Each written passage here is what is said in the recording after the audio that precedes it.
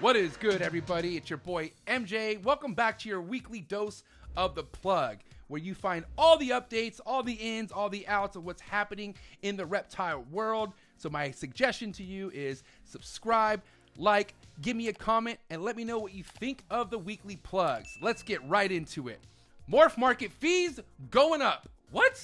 Really? Morph market fees? What is this all about? Well, apparently there's some non-ball python people out there who are pretty upset about the new Morph market adjustments that's happening with memberships. Now, according to Morph market, they have made some recent changes effective July 1st, which means that your membership is based off what type of inventory you plan on selling on your account. Okay, so instead of having unlimited ads or unlimited postings to do what you want, it's a little different now. This day and age, nobody wants to have to pay more for anything, especially when they've been doing something without having to ever pay any extra money out of pocket. There was a blog announcement that was released on Morph Market's blog. They simply stated that their changes came into effect due to the popularity and due to how many people are now using Morph Market. Now, Morph Market came up with a plan 4 years ago that did not come into effect until now.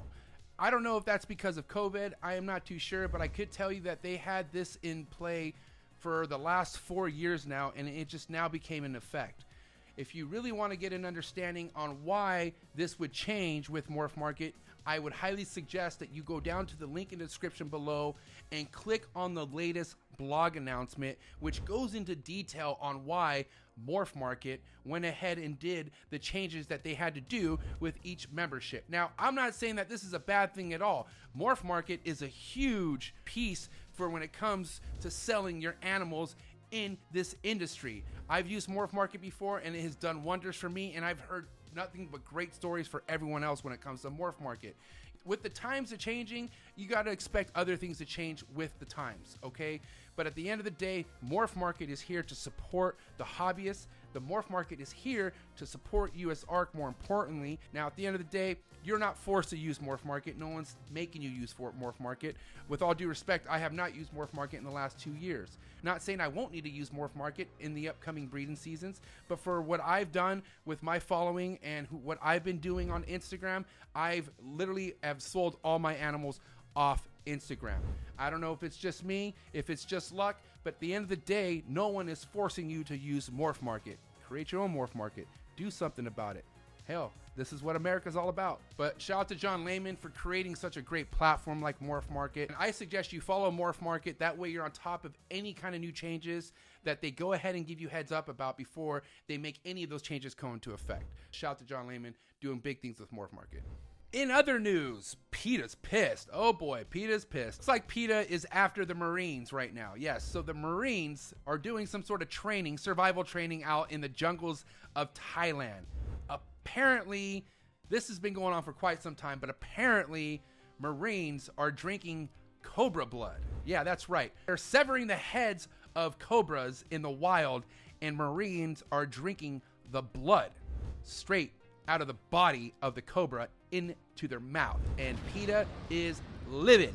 Now, I got some Marine homies, I'm not gonna lie, so of course I reached out to them. I reached out to every Marine friend I had because I want to get every different perspective on this. You have a couple different perspectives, right? You have some Marines that look at this like that is just typical crazy ass Marine behavior. They don't have much to do over there, so yeah, they get wild with it, and it's pretty stupid ass behavior from one end. Then you have the other end of the spectrum, or Marines who actually feel like this method is crucial and vital when it comes to learning on how to survive when you're out on your own, okay? So some of them think that this is purely just survival techniques on how to survive on your own, okay? Now, there's other Marines who've done other kind of survival training techniques that involved no beheadings of any snakes, no blood drinking of any animals.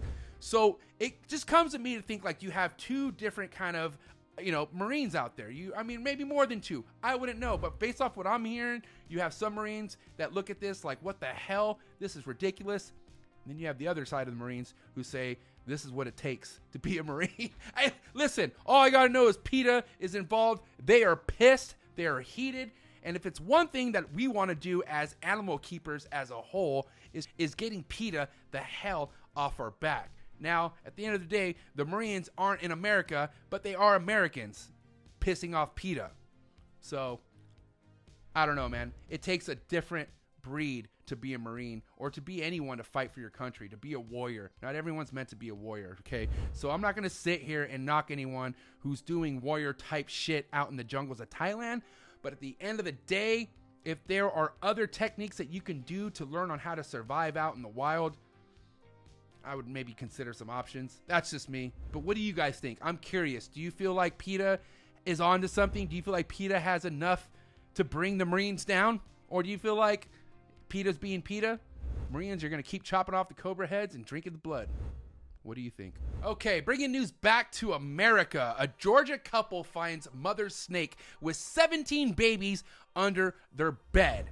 Wow, Augusta, Georgia, this all goes down. He went ahead and called, wildlife experts and whatnot.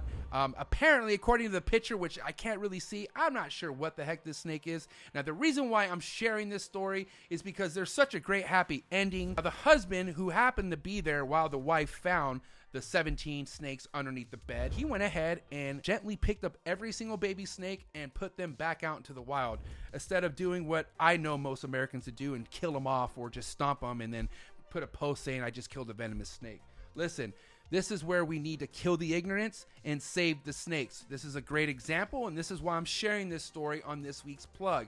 Shout out to this family out in Georgia. Shout out to the husband, first and foremost, by doing what anybody should do and getting an animal back out into its wildlife habitat and not have to get killed because of some ignorance of thinking it's a venomous snake trying to kill their family. I mean, at the end of the day, listen, there's snake people, there's not snake people, there's spider people, there's non-spider people.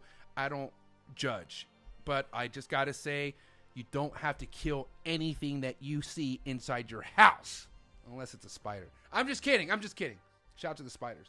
No, but really, man, shout out to that family out in Georgia. I think that's awesome, and we need more families like this. So please keep up the great work. I got a wild clip of the week, okay? Now, this one is not a staged clip. It can't be staged. There's no way.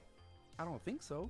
But just imagine being with your family, hanging out, having a nice cup of coffee on your balcony, and then you look above and you see a 10-plus foot diamond carpet python just dangling over you and your family. What would you do? Well, let's see what this family did. Check out this week's clip. Coming down, watch out.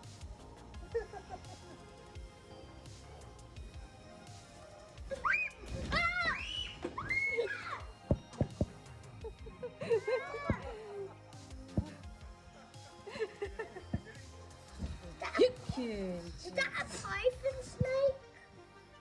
Is that a python snake?